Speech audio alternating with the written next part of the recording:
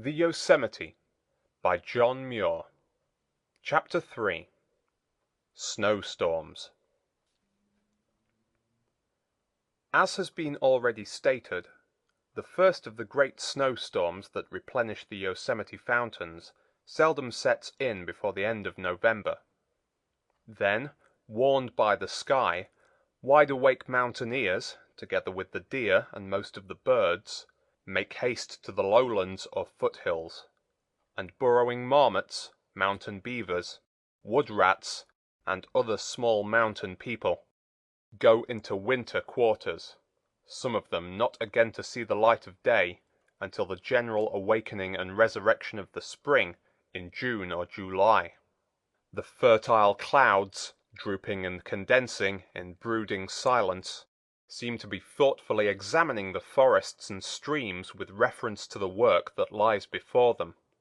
At length, all their plans perfected, tufted flakes and single starry crystals come in sight, solemnly swirling and glinting to their blessed appointed places, and soon the busy throng fills the sky and makes darkness like night.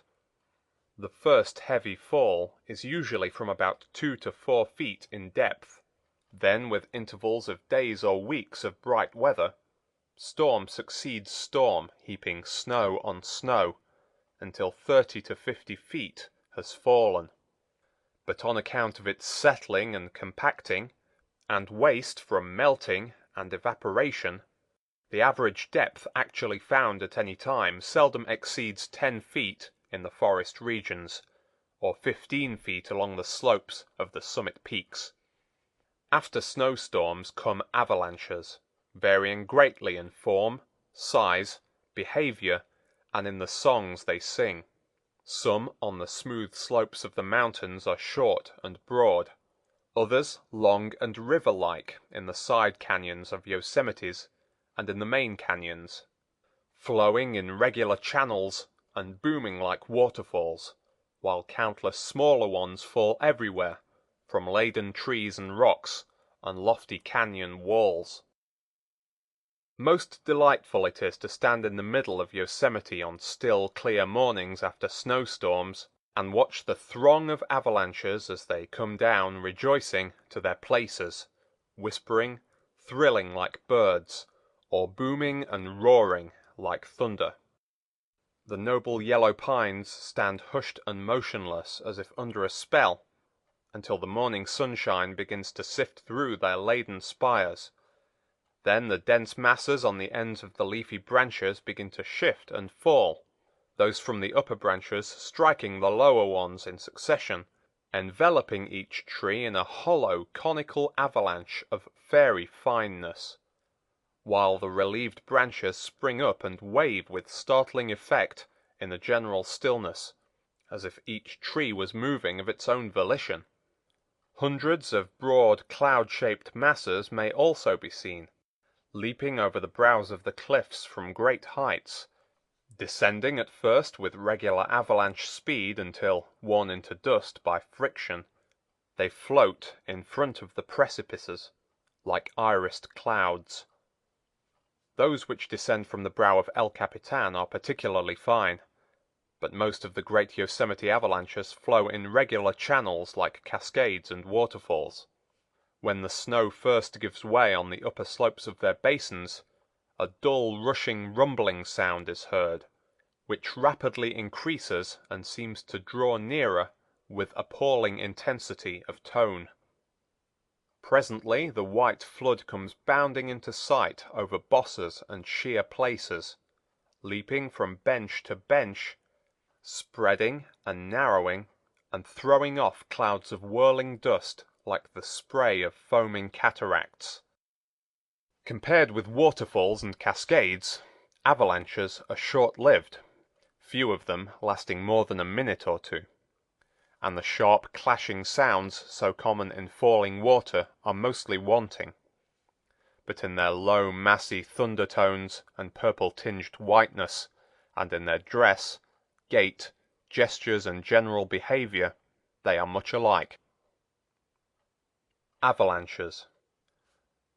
Besides these common after-storm avalanches, that are to be found not only in the Yosemite, but in all the deep sheer-walled canyon of the range, there are two other important kinds, which may be called annual and century avalanches, which still further enrich the scenery. The only place about the valley where one may be sure to see the annual kind is on the north slope of Cloud's Rest. They are composed of heavy compacted snow, which has been subjected to frequent alternations of freezing and thawing. They are developed on canyon and mountain sides at an elevation of from 9 to 10,000 feet, where the slopes are inclined at an angle too low to shed off the dry winter snow, and which accumulates until the spring thaws sap their foundations and make them slippery. Then away in grand style go the ponderous icy masses, without any fine snow dust. Those of Cloud's Rest descend like thunderbolts for more than a mile. The great century avalanches, and the kind that mow wide swaths through the upper forests, occur on mountainsides about 10 or 12,000 feet high, where under ordinary weather conditions the snow accumulated from winter to winter lies at rest for many years, allowing trees, 50 to 100 feet high, to grow undisturbed on the slopes beneath them. On their way down through the woods, they seldom fail to make a perfectly clean sweep, stripping off the soil as well as the trees, clearing paths 200 or 300 yards wide from the timberline to the glacier meadows or lakes, and piling their uprooted trees head downward in rows along the sides of the gaps like lateral moraines. Scars and broken branches of the trees standing on the sides of the gaps record the depth of the overwhelming flood, and when we come to count the annual wood rings on the uprooted trees, we learn that some of these immense avalanches occur only once in a century, or even at still wider intervals. A ride on an avalanche. Few Yosemite visitors ever see snow avalanches, and fewer still know the exhilaration of riding on them.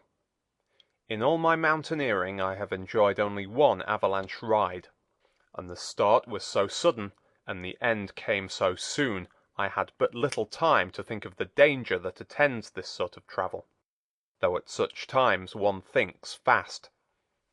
One fine Yosemite morning after a heavy snowfall, being eager to see as many avalanches as possible, and wide views of the forest and summit peaks in their new white robes before the sunshine had time to change them, I set out early to climb by a side canyon to the top of a commanding ridge a little over 3,000 feet above the valley. On account of the looseness of the snow that blocked the canyon, I knew the climb would require a long time, some 3 or 4 hours as I estimated. But it proved far more difficult than I had anticipated. Most of the way I sank waist deep, almost out of sight in some places. After spending the whole day to within half an hour or so of sundown, I was still several hundred feet below the summit. Then my hopes were reduced to getting up in time to see the sunset. But I was not to get summit views of any sort that day. For deep trampling near the canyon head, where the snow was strained, started an avalanche, and I was swished down to the foot of the canyon as if by enchantment. The wallowing ascent had taken nearly all day, the descent only about a minute. When the avalanche started, I threw myself on my back and spread my arms to try to keep from sinking. Fortunately, though the grade of the canyon is very steep, it is not interrupted by precipices large enough to cause outbounding or free plunging. On no part of the rush was I buried. I was only moderately embedded on the surface, or at times a little below it, and covered with a veil of back-streaming dust particles. And as the whole mass beneath and about me joined in the flight, there was no friction, though I was tossed here and there and lurched from side to side. When the avalanche swedged and came to rest, I found myself on top of the crumpled pile, without bruise or scar. This was a fine experience. Hawthorne says somewhere that steam has spiritualized travel, though unspiritual smells, smoke, etc., still attend steam travel. This flight in what might be called a Milky Way of snow stars was the most spiritual and exhilarating of all the modes of motion I have ever experienced. Elijah's flight in a chariot of fire could hardly have been more gloriously exciting. The streams in other seasons. In the spring, after all the avalanches are down and the snow is melting fast, then all the Yosemite streams, from their fountains to their falls, sing their grandest songs. Countless rills make haste to the rivers, running and singing soon after sunrise, louder and louder with increasing volume until sundown. Then they gradually fail through the frosty hours of the night. In this way the volume of the upper branches of the river is nearly doubled during the day, rising and falling as regularly as the tides of the sea. Then the Merced overflows its banks, flooding the meadows, sometimes almost from wall to wall in some places, beginning to rise towards sundown, just when the streams on the fountains are beginning to diminish, the difference in time of the daily rise and fall being caused by the distance the upper flood streams have to travel before reaching the valley. In the warmest weather they seem fairly to shout for joy and clash their upleaping waters together like clapping of hands, racing down the canyons with white manes flying in glorious exuberance of strength, compelling huge sleeping boulders to wake up and join in their dance and song, to swell their exulting chorus. In early summer, after the flood season, the Yosemite streams are in their prime, running crystal clear, deep, and full, but not overflowing their banks, about as deep through the night as the day, the difference in volume so marked in spring being now too slight to be noticed. Nearly all the weather is cloudless and everything is at its brightest. Lake, river, garden, and forest, with all their life. Most of the plants are in full flower. The blessed ouzels have built their mossy huts, and are now singing their best songs with the streams. In tranquil, mellow autumn, when the year's work is about done and the fruits are ripe, birds and seeds out of their nests, and all the landscape is glowing like a benevolent countenance, then the streams are at their lowest ebb, with scarce a memory left of their wild spring floods. The small tributaries that do not reach back to the lasting snow fountains of the summit peaks shrink to whispering, tinkling currents. After the snow is gone from the basins, excepting occasional thunder showers, they are now fed only by small springs, whose waters are mostly evaporated in passing over miles of warm pavements, and in feeling their way slowly from pool to pool through the midst of boulders and sand. Even the main rivers are so low they may easily be forded, and their grand falls and cascades, now gentle and approachable, have waned to sheets of embroidery. End of chapter 3.